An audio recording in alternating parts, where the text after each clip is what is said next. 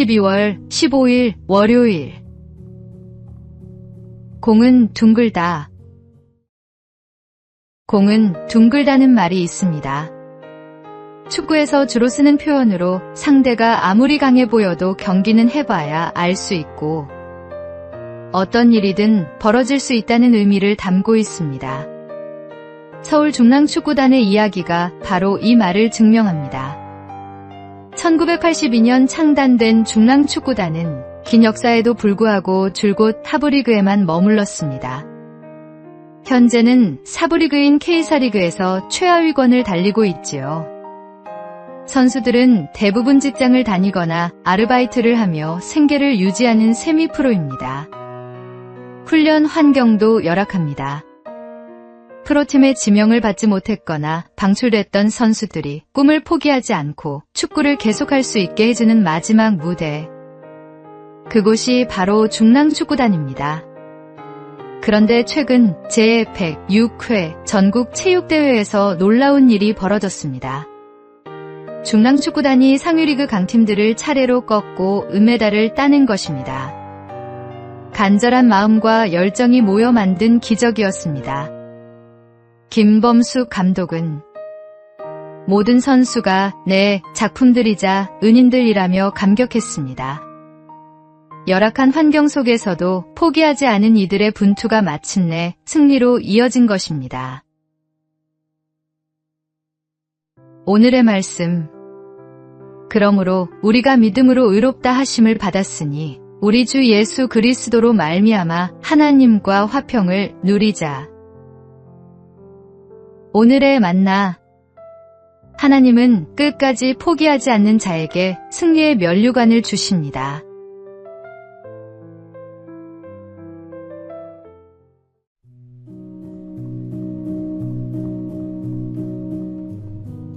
(12월 16일) 화요일. 꿈으로 주신 지혜. 힐튼 호텔의 창립자 콜레드 힐튼 회장은 어느 날 연속으로 2가지 꿈을 꾸었습니다. 첫 번째 꿈에서 그는 자신이 젊은 시절 머물던 작은 모텔에 다시 찾아갔습니다. 그곳에서 예전 주인이던 모블리 노인이 손님에게 이렇게 말했습니다. 객실은 모두 찼습니다만 식당 테이블이라도 괜찮다면 돈을 내고 주무셔도 됩니다. 그리고 이어진 2번째 꿈에서는 이미 세상을 떠난 아버지가 나타나 그를 꾸짖었습니다. 너는 80파운드를 벌 수 있는 기회를 놓쳤구나. 같은 운임으로도 한 통을 더 보낼 수 있었을 텐데 그렇게 게으른 마음으로는 부자가 될 수 없단다. 힐튼 회장은 그 꿈을 잊지 않았습니다. 다음날 그는 호텔 객실을 증축하고 운영 방식을 개선해 큰 성공을 거두었습니다. 그러나 그의 인생이 언제나 순탄했던 것은 아닙니다. 60대의 나이에 그는 전 재산을 잃고 점심 한 끼를 걱정해야 할 만큼 절망의 밑바닥에 떨어졌습니다. 하지만 그는 무릎을 꿇고 기도했습니다. 하나님, 제게 다시 시작할 힘을 주소서. 그는 그렇게 다시 일어섰고 결국 오늘날의 세계적인 힐튼 호텔 그룹을 세웠습니다. 하나님은 우리가 최선을 다할 때 때로는 꿈과 깨달음을 통해 삶의 방향을 보여주십니다. 더 많이 얻으려는 사람이 아니라 더 많이 나누려는 마음을 가진 사람에게 지혜를 주십니다. 진정한 성공은 소유가 아니라 하나님의 뜻 안에서 쓰임받는 삶입니다. 오늘의 말씀. 무릇 많이 받은 자에게는 많이 요구할 것이요 많이 맡은 자에게는 많이 달라 할 것이니라. 오늘의 만나. 하나님은 우리의 가능성을 보시고 기회를 주십니다. 그 기회를 붙잡고 최선을 다하는 것이 우리의 응답입니다.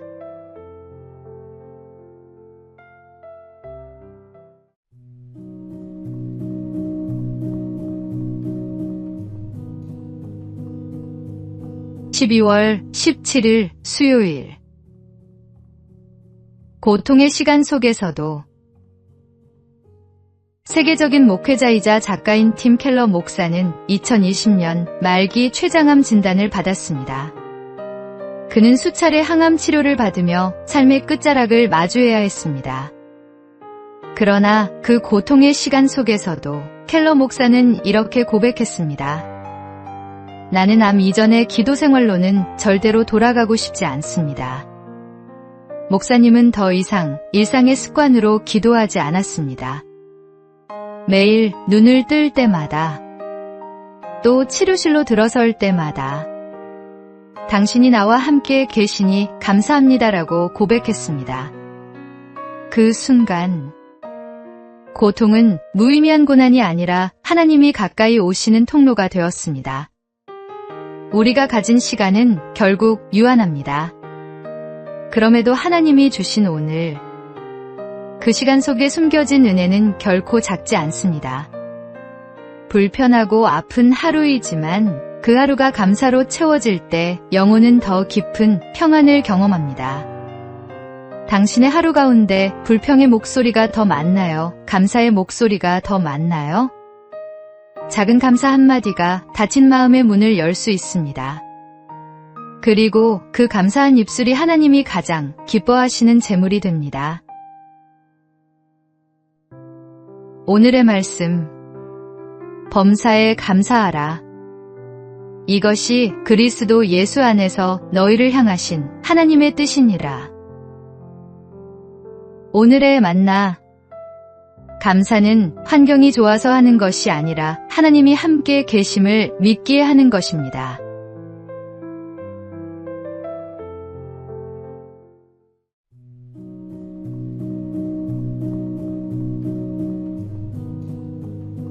(12월 18일) 목요일. 같이 들어요. 2025년 11월경 수원시 영통구동의 한 스쿨존에서 있었던 일입니다. 밤 9시가 조금 넘은 시각, 자전거를 타고 횡단보도를 건너던 초등학생이 우회전하던 차량에 치여 그만 차 밑으로 깔리고 말았습니다. 속도가 빠르지 않았지만 아이는 차량 앞 범퍼 아래에 끼어 움직일 수 없었습니다. 그때 주변에 있던 시민들이 동시에 달려왔습니다. 누가 지시한 것도 아니었는데 누군가의 같이 들어요 한마디에 모두가 차를 붙잡았습니다. 불과 몇 초 사이 10명이 넘는 사람들이 힘을 합쳤고 차체가 천천히 들려오르자 그 아래에서 아이가 구조되었습니다. 얼굴에 찰과상이 있었지만 생명에는 지장이 없었습니다. 낯선 이들의 손이 모였고 그 손들이 한 생명을 살렸습니다. 세상은 여전히 차갑고 바쁘지만 이 땅에는 여전히 따뜻한 사람들이 있습니다. 하나님은 그렇게 우리가 서로를 붙드는 순간에 사랑이 살아있음을 보여주십니다. 오늘 하루 내 곁에 누군가가 넘어져 있을지 모릅니다. 그때 당신의 손을 내밀어 주십시오. 그 한 손이 누군가에게는 기적이 될 것입니다. 오늘의 말씀, 너희가 짐을 서로 지라 그리하여 그리스도의 법을 성취하라. 오늘의 만나, 홀로 설 수 있는 사람은 없습니다. 우리 서로의 손을 내미는 그 순간 하나님의 사랑이 임합니다.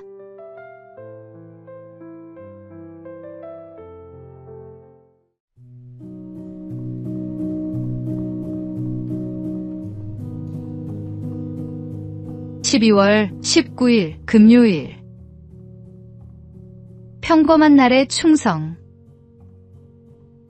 나폴레옹에게 한 장교가 젊은 대위를 추천했습니다.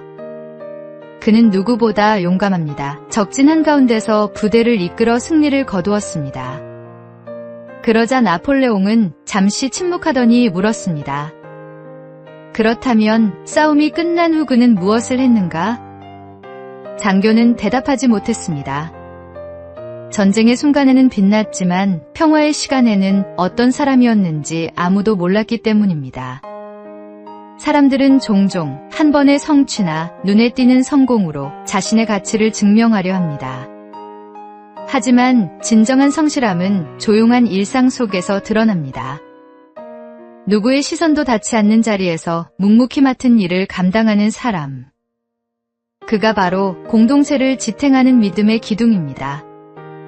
하나님께서 찾으시는 것은 큰 일보다 작은 일에 충성된 사람입니다. 그분이 보시는 건 우리의 성과가 아니라 변함없이 성실한 마음입니다. 눈부신 순간이 아니라 날마다 최선을 다하는 한 걸음의 믿음. 그것이 바로 오늘 우리가 기억해야 할 신앙의 본질입니다.